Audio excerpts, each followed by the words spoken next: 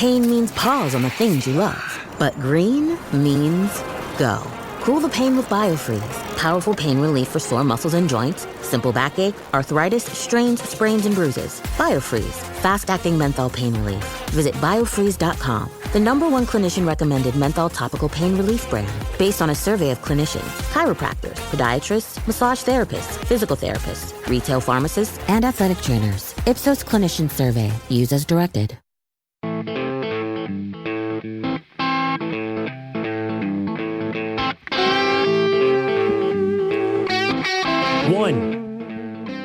This is the University of Michigan taking on Kent State. This should be a blowout. This is an A team versus a B team. Night 2 of the DNC saw what once was the A team of the Democratic Party set the stage up for the JV squad. And with all the talk about what is weird, let's get into Tim Walz. Something's off. Something's weird. Something is not right with Tim Walz. And something is very, very wrong with the economic policies that could lead to a cratering in the economy of America. 2, reject binary thinking.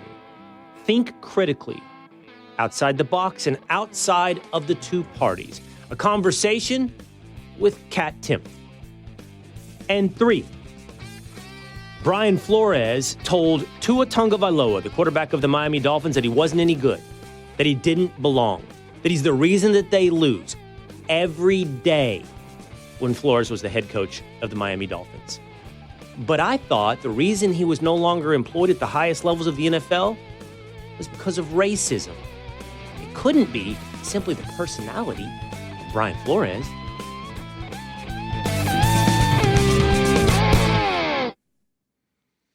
It is the Will Cain Show, streaming live at foxnews.com, on the Fox News YouTube channel, and the Fox News Facebook page. Always on demand, wherever you get your audio entertainment, at Apple or on Spotify. Just simply hit subscribe, and you can listen to the Will Cain Show whenever and however you like. If you're watching us on Facebook or YouTube, figure out a way to set reminders. Join us every Monday through Thursday live at 12 o'clock Eastern Time. The easiest is underneath the text description of this live stream. There's a little button to subscribe to the Will Cain Show on YouTube.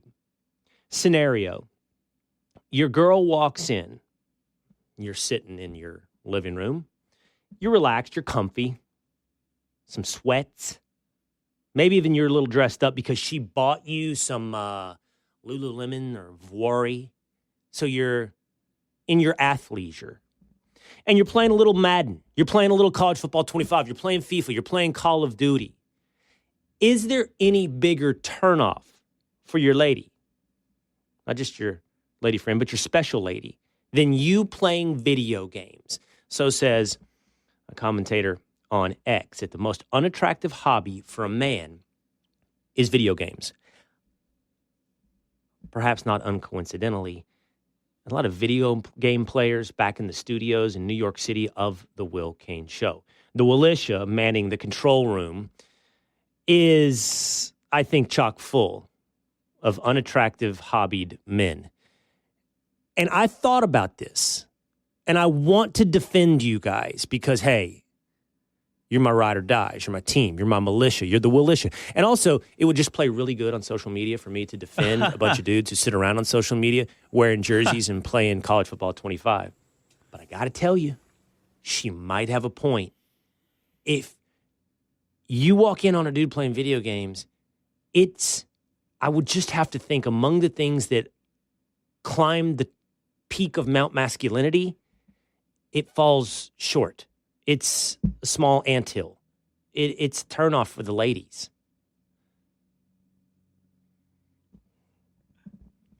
Silence. Yeah. No defense from the boys in New York. You can't even mount. That's how emasculated you are. Oh, no. You're so... I think it's fine. You're so Tim Walz. You're so Tim mean? Walz to America's Kamala Harris. Woo. You know what it means. There's something off about Tim Walz. There's nothing wrong with playing video games. Yeah, I think I look just fine in my athleisure. But, I mean, start explaining cover 2, load in the box, all the different intricacies that go into this game, and just kind of show off the I brain haven't a little played- that goes into it. I haven't played fine. sci-fi video games. It's fun. Yeah. Trust me, boys. You start playing, you explaining cover 2, she starts purring. Yeah, that's what's working for you. So you're saying when I go out this weekend, I shouldn't tell her about my Road to Glory player? No. Yeah, I think that's the only thing worse is she walks in on you playing video games versus she runs into you at a bar and you start telling her about your video games. Yeah, you're scoring. I'm sure you're scoring in college football 25 and in the bar. But here is the debate. Here's the question for us today. We'll hit this a little bit later on the Will Cain Show. What is the converse? What is the most unattractive hobby for a woman? What's the biggest turnoff for you if you find out she's really into, say, needlepoint or being an Instagram influencer? What's the biggest turnoff for men when it comes to women? We're going to rank some of these a little bit later on the Will Cain Show, both ways.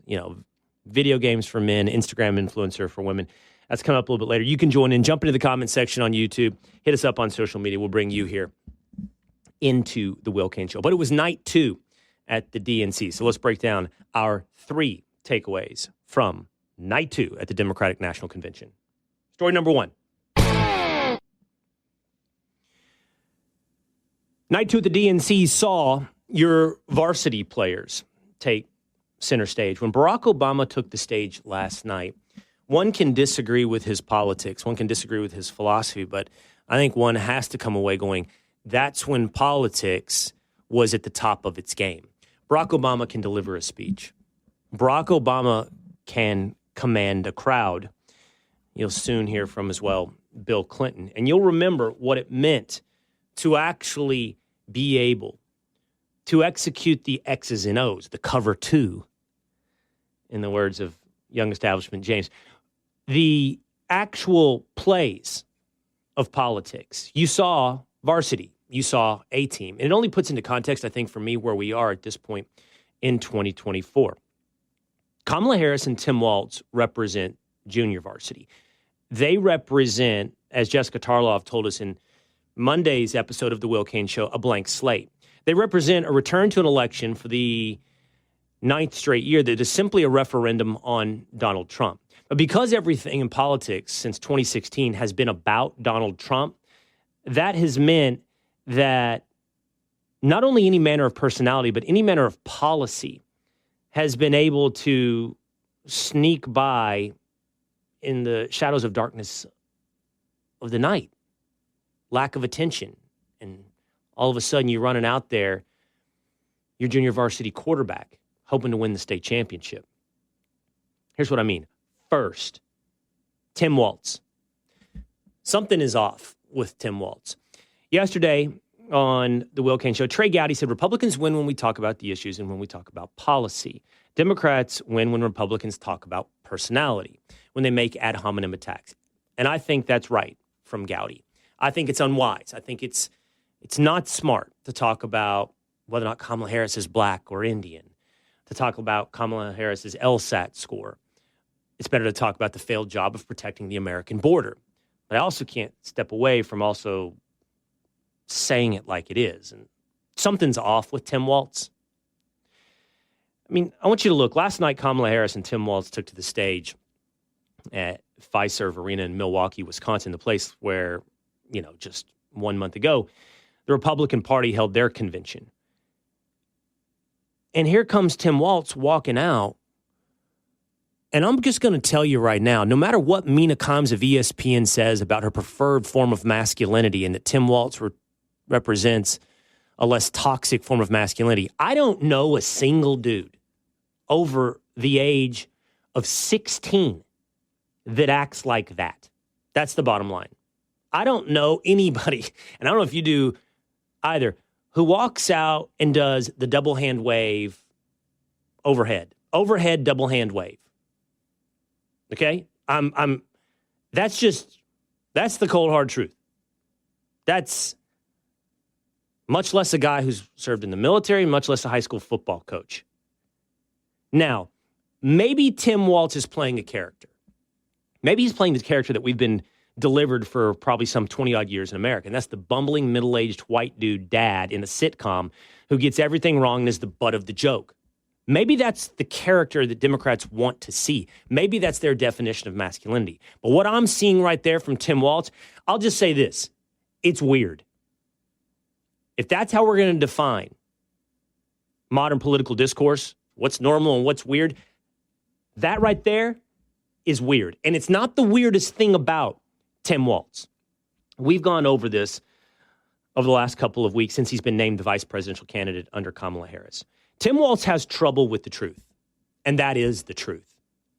Now, if one is sitting here listening to me, and I got some notes last week when I hosted Jesse Waters Primetime from some very notable figures over the last half century in media, very notable, formative figures in my life and my career in terms of who I looked up to on the TV and who I've had the privilege now to get to know. I got some notes from people saying, how can you pull out Tim Walz's tenuous relationship with the truth when his opposition is Donald Trump, who has a tenuous relationship with the truth? That's always the rebuttal. First of all, that's not a good enough rebuttal. It's just not. You know, it's not good enough to say, oh, yeah, but you are too. What more, I think these conversations have to delve into specifics. Point out to me the lie. I'm not going to sit here and say Donald Trump is a paragon of 100% honesty, that he never exaggerates, that he never isn't guilty of hyperbole, or that he's always told the truth. But I think we have to go through them one by one because I know that most of the things that have been called lies have been truths, and most things that have been called truths have been lies since center stage was taken over by Donald Trump. But Tim Walz, in a short period of time, walking out with both hands raised above his head, doing a double wave to the crowd, straight arm, no bend in the elbow, since he's walked out on center stage with that wave, has been exposed for a very, very, very tenuous relationship with the truth. Here, we've walked through it. He has, A, exaggerated his military service. Not his 24 years in service, which is commendable and should be applauded, should be honored. But he has, and this is simply a fact, exaggerated that service to make the electorate, once he became a politician, believe he is deployed into combat. And he is not. He has put out press release. He has made statements saying he's carried weapons of war in war, that he's deployed in support of Operation Enduring Freedom. He deployed to Italy. He did not deploy to Afghanistan or Iraq, and in fact, stepped out of his military service and away from his unit months before they deployed to actual combat in Iraq and Afghanistan. He has exaggerated that service. B, Tim Walz, when he was a high school football coach in Nebraska, was arrested for drunk driving. He was taken in. He was administered the breathalyzer. Ultimately, he got out on some technicalities, had it pled down to a lower charge. But in politics, he turned that into he wasn't guilty, that he drove to and from the police station. The officer didn't think he was drunk. Those are not just a tenuous relationship with the truth and not simply exaggerations. Those are lies. The officer himself has said, that's not true. The police department that arrested Tim Walz said, that's not true. Anyone who was at the police station that night said he didn't drive himself and no officer would allow him to drive himself to the police station. He went on, by the way, to move to Minnesota, become a football coach in Minnesota, and run for political office and lie about his past in drunk driving. Okay, this is where somebody listening goes, well, you know, Donald Trump, exaggeration. Donald Trump doesn't tell a lie. Let's stick with Tim Walz for just a moment. Instead of deflection and instead of you are too, let's just kind of start adding it up. Because every politician is guilty of lies and exaggeration. But now we're at 2. We're at 2 in about 2 to 3 weeks of national spotlight. Again, hands raised above his head, straight arm, no elbows, double wave to the crowd.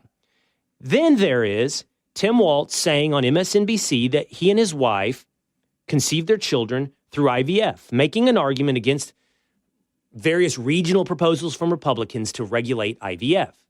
He tells a personal story, personal narrative that IVF is responsible for his family. It's not true, and it was even called out on CNN. J.D. Vance knows nothing about that. And then he keeps going into all of these things. Today's IVF day. Thank God for IVF.